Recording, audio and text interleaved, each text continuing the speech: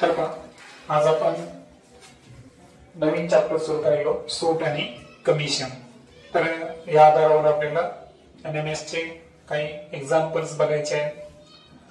आता सूट, कमिशन, अडत, रिबेट, दलाली, हे जे सर्व शब्द आहेत ना, हे जवळपास एकमेकांना काय आहे, समांतरच आहे. फक्त व्यवहार कोणता आहे यावर ते शब्द डिपेंड आहे.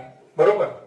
समजा आपण एखाद्या दुकानात गेलो आणि वस्तू खरेदी करायलो, तर वस्तू खरेदी करताना त्यावेळेस दुकानदार जे आपल्याला काही पैसे कमी करतो, ती काय असते, सूट असते. काय असते, सूट असते. त्यानंतर एखाद्या वेळेस आपल्याकडे एखादी मोटरसायकल आहे आणि ती मोटरसायकल आपल्याला गिराईकच भेटेना, तर आपण काय केलं की ज्याची मोटरसायकलची दुकान आहे त्याला म्हणलो की तू माझी गाडी काय कर, विकून दे, मी तुला त्या बदल्यात काही पैसे देतो. तर ते जे पैसे आहे ते झालं कमिशन. काय झालं ते, कमिशन. त्यानंतर शेतकरी जे आहे हे बऱ्याच प्रकारच्या मालाचं उत्पन्न काढत असतात. आता ते थेट ग्राहकापर्यंत पोहोचू शकत नाही, म्हणून ते आपला माल कोणाला विकतात, अडत दुकानदाराला. बरोबर. आता हे अडत दुकानदार जे आहे, तर हे जे कमिशन घेतात त्याला म्हणायचं अडत.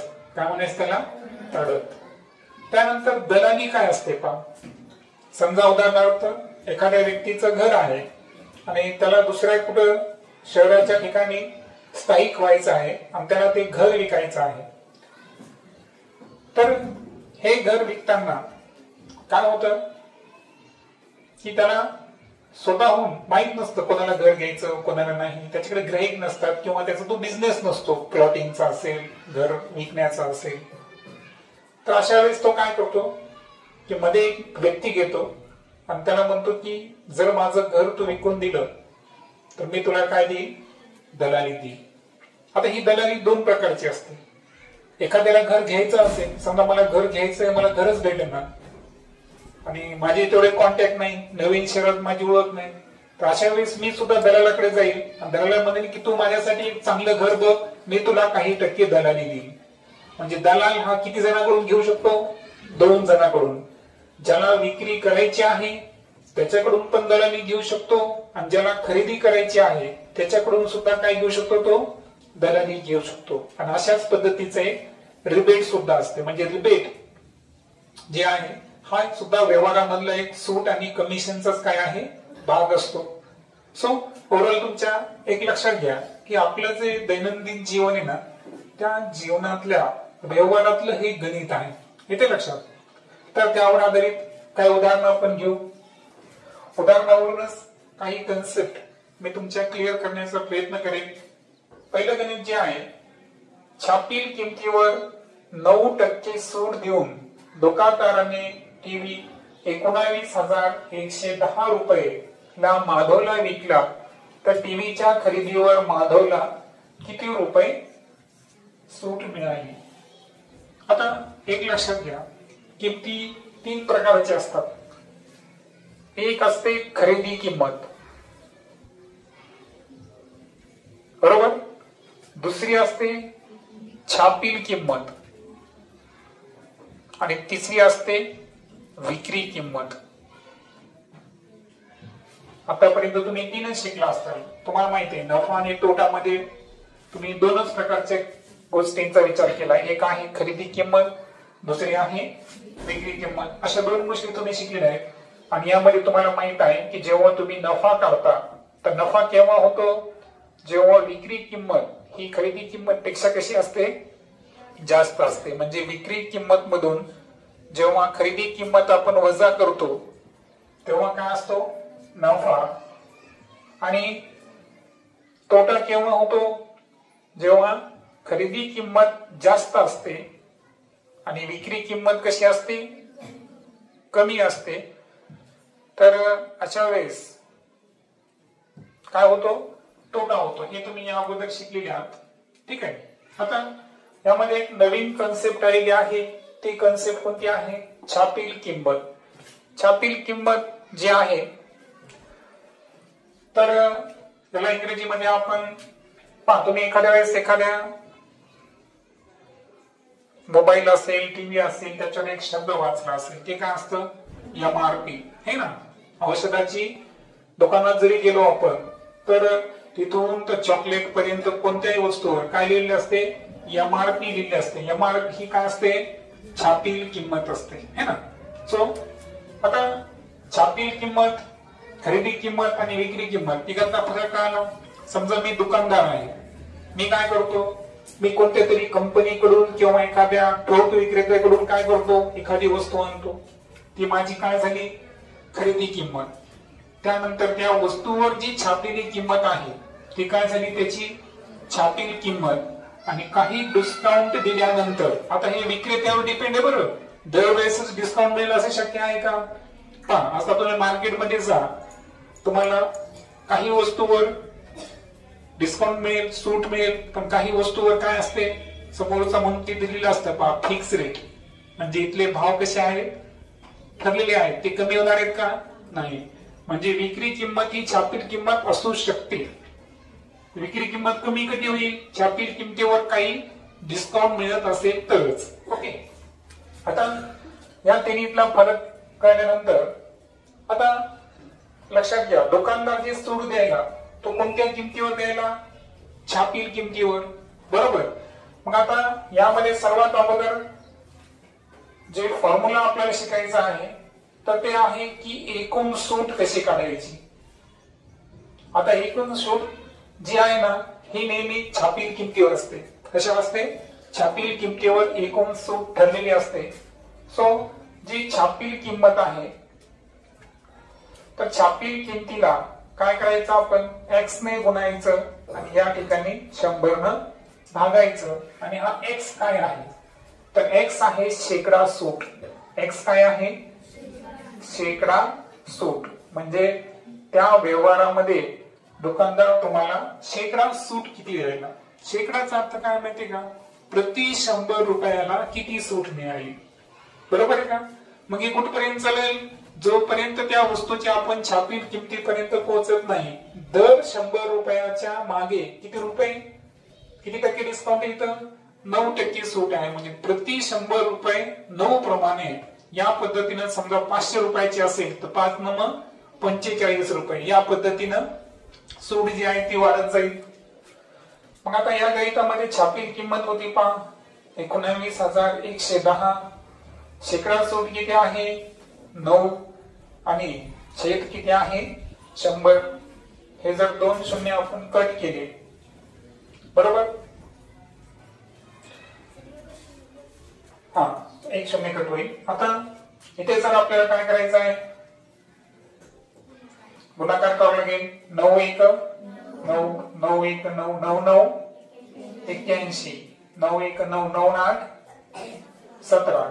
आता 10 न भाग द्यायचा. 10 न भाग द्यायचा म्हणजे तुम्हाला माहिती आहे इथं काय द्यावं लागतं? एक संख्येनंतर दशांश चिन्ह द्यावं लागेल. तुम्हाला लक्षात आलं? कारण 9/10 चा अर्थ काय असतं? 0.9. मग आता मला सांगा, या ठिकाणी आपल्याला प्रश्न काय विचारला होता की टीव्हीच्या खरेदीवर माधवला किती रुपये सूट मिळाली. किती रुपयाला विकत घेतला असं विचारलं का? नाही, फक्त सूट विचारली. म्हणून आता याला थोडस आपण असे लिहू शकतो की 1,719 रुपये 90 पैसे. आणि तुम्हाला माहित असेल की जेव्हा आपण रुपये द्यायचं असतं तेव्हा रुपयाचा सिंबल तुम्हाला माहित आहे. सो ओव्हरऑल या व्यवहारामध्ये जी एकूण सूट मिळाली ती किती मिळाली?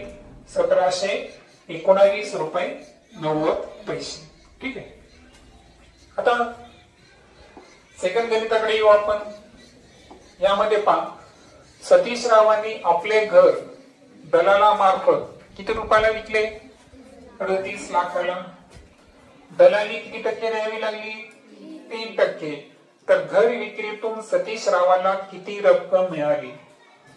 आता एक लक्षात घ्या, मी तुम्हाला एक म्हणलो की दलालीचे जे उदाहरण आहेत त्यामध्ये एक लक्षात ठेवायचं. समजा मला घर विकायचं आहे, तर विकणाऱ्यानं जेव्हा दलाली दिली तेव्हा एकूण रकमेतून काय होणार? ती रक्कम वजा होणार. काय होणार?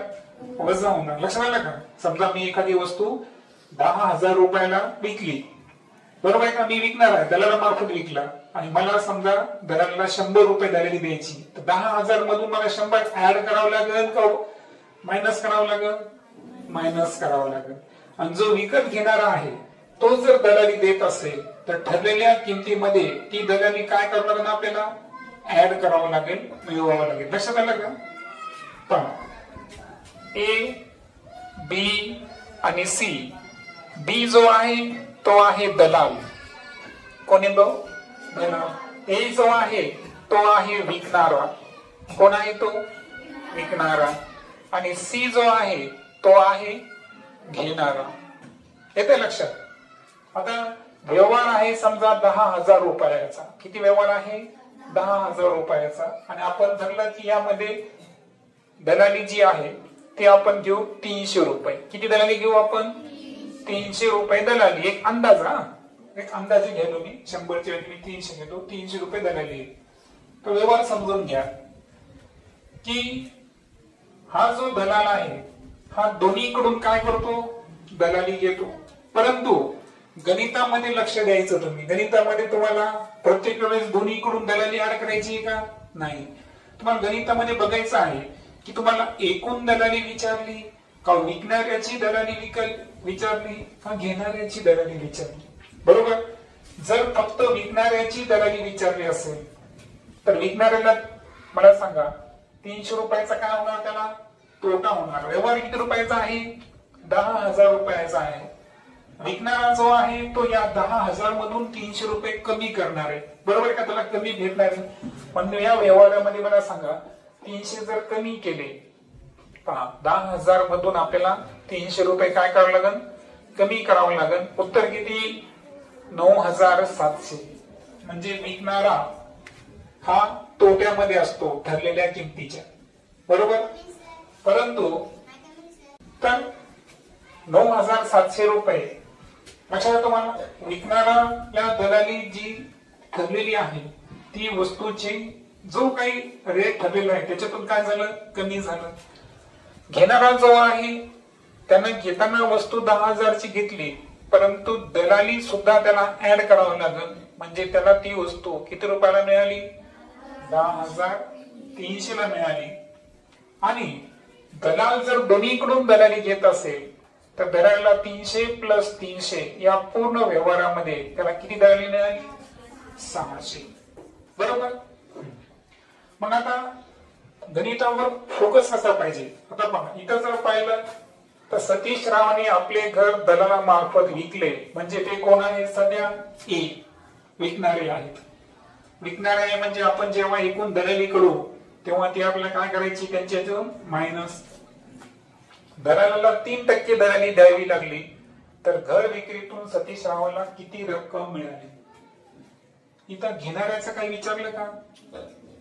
दलालाला किती दलाली मिळाली एकूण हे सुद्धा विचारलं का? नाही. प्रश्न विचारला की विकणाऱ्याला जो व्यवहार ठरला होता त्यामध्ये एकूण किती पैसे प्राप्त झाले.